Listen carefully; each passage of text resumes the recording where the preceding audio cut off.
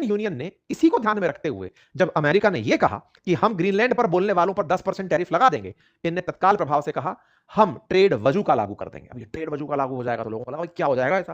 भाई ट्रेड वजूका है कि अगर आपने यूरोप के 8 देशों को ढूंढ करके उन पर सोचा कि मैं इन पर टैरिफ लगाऊंगा, बाकी को बख्श दूंगा जो ग्रीनलैंड के साथ गए थे, तो ये गलती मत पाल लेना। 8 के साथ बाकी 27 खड़े हुए हैं और यह कारनामा पहले चीन को करके दिखाया जा चुका है लुथियाना वाले मामले पर। जब ताइवान के साथ लुथियानिया ने संबंध रखे थे, उस समय पर चाइना ने लुथियानिया के साथ में व्यापार रोक दिया था, तो पूरे देश एक हो गए थे। तो बोले तुम्हारा जो नाटो वाला आर्टिकल 5 है ना, वो ईयू पर भी लागू होता है, ईयू का अपना है आर्टिकल, और उसमें हमारा ट्रेड वजूका है, और उस ट्रेड वजूका को हम एक्टिवेट कर देंगे। ये हमारा एंटी कोएर्सिव इंस्ट्रूमेंट है।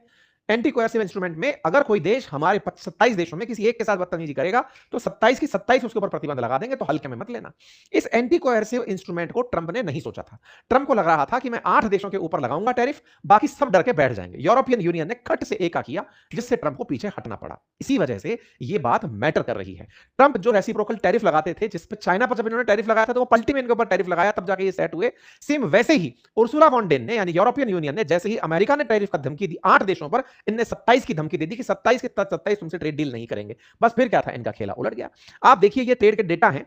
यहां पर यूएस एक्सपोर्ट करता है ईयू को $350 बिलियन के आसपास, तो ईयू करता है $550 बिलियन के आसपास। सर्विसेज के मामले में यह आंकड़ा उलट हो जाता है। $400 बिलियन के आसपास की जो सर्विस है, 427 की यूएस करता है, तो वहीं पर यूरोप जो है वो $319 बिलियन की करता है। तो लगभग $109 बिलियन का ट्रेड डेफिसिट ईयू को रहता है सर्विसेज में, और लगभग $200 बिलियन का, $157 बिलियन का जो ट्रेड सरप्लस है वो ईयू को रहता है यूएस के कंपैरिजन में। तो इसका मतलब एक ओवरऑल नंबर निकल कर आता है $50 बिलियन के आसपास का नुकसान अमेरिका को होता है, जो कि बड़ा नंबर, बार बार मैं बोल रहा हूं, नया बड़ा नंबर नहीं है, विशेष रूप से तब जब अमेरिका के कुल व्यापार का 20% अकेला ईयू के साथ हो रहा हो, है ना। जब बात की जाए मोस्ट ट्रेडेड गुड्स के बारे में, तो टॉप 5 जो एक्सपोर्ट्स हैं और इंपोर्ट्स हैं वो आपके सामने है, और मतलब लगभग एक जैसी चीजें इधर से उधर हो रही होती हैं। ऐसे में ट्रंप ने तत्काल प्रभाव से टैरिफ से तो पीछे लिया ही, वास्ता हटाया ही, और एक संदेश भी साफ दुनिया को पता चल गया कि ट्रंप को उन्हीं की भाषा में धमकाया जा सकता है। अगर दबोगे तो ये और दबाएगा। ये वो भय वाला भूत है जो जितना दूर भागते हो उतना हावी होता है। सवाल ये है भारत को इससे क्या लाभ। देखो, भारत पर ऑलरेडी टैरिफ लगे हुए हैं अमेरिकी। भारत और यूएस के बीच में ट्रेड वॉर ऑलरेडी चल रहा है। इस बीच में भारत ईयू के साथ में ट्रेड डील करने जा रहा है।